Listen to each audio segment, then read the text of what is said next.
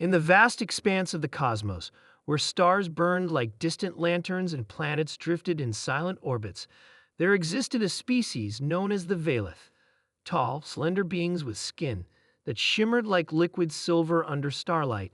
They were explorers by nature, driven to uncover the mysteries of the universe. Yet for all their curiosity, one truth had become ingrained in their collective consciousness. Water worlds were death traps. The Valith's aversion to such planets stemmed from centuries of failed expeditions.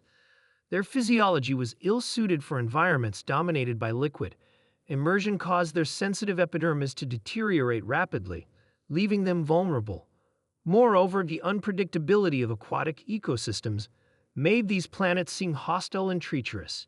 So when their deep space probes detected a small blue-green orb teeming with oceans, they marked it as yet another example of an inhospitable world. But this time, something unexpected happened. On Earth, humanity thrived amidst its watery domain. For millennia, people had lived along coastlines, built cities atop rivers, and sailed across endless seas.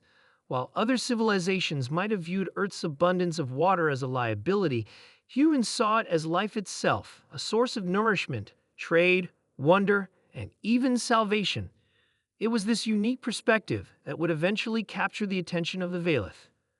One day, a young scientist named Maya was aboard a research vessel off the coast of what was once called the Pacific Ocean. She had spent years studying marine ecosystems, fascinated by how life adapted to survive beneath the waves. As her team deployed drones to map underwater trenches, she noticed something unusual on the sonar display, a faint but distinct signal emanating from the depths. At first, she thought it was interference or malfunction, but further analysis revealed otherwise. It wasn't natural.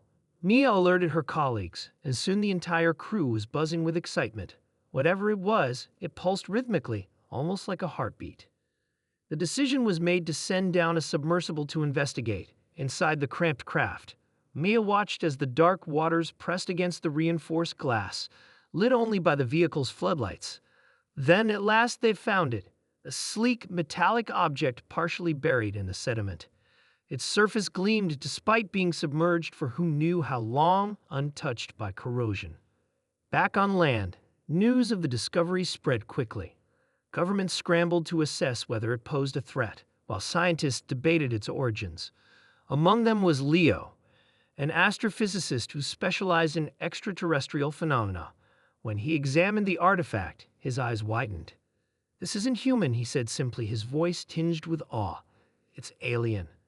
Meanwhile, light years away, the Valith Council convened in their crystalline chamber.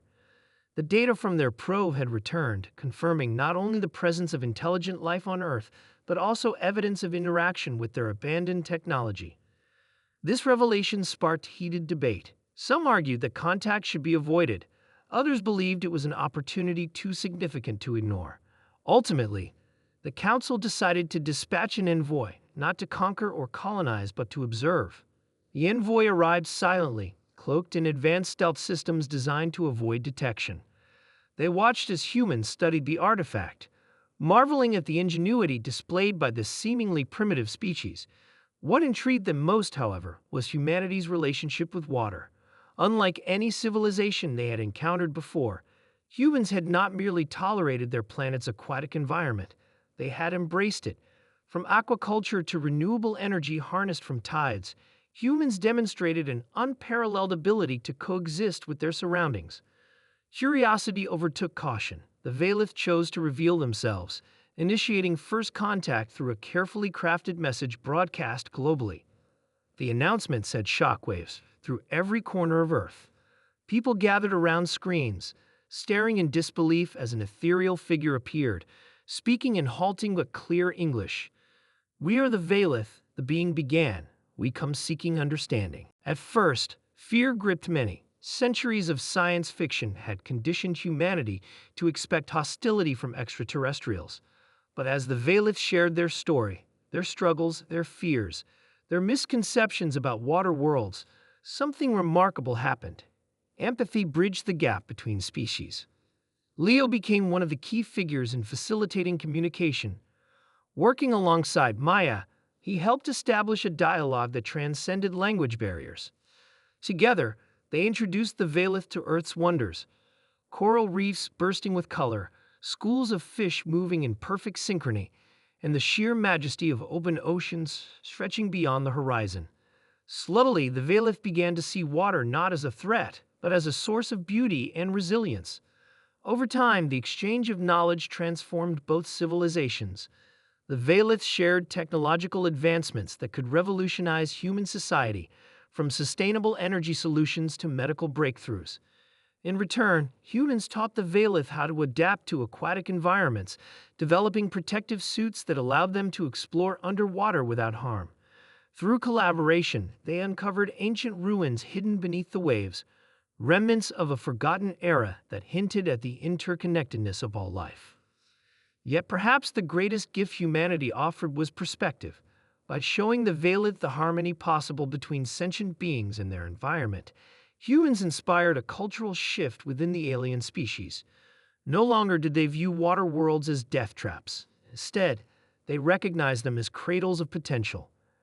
As decades passed, Earth became a beacon of hope in the galaxy, a testament to the power of adaptation, cooperation, and mutual respect. And though the Veilith eventually departed to continue their journey among the stars, they left behind a legacy of unity. Humanity, once isolated in its corner of the cosmos, now stood as part of a larger tapestry, forever changed by the realization that even the most daunting challenges could be overcome when faced with courage and creativity. And so the story of Earth and the Veilith serve as a reminder. Sometimes the things we fear the most hold the greatest opportunities for growth.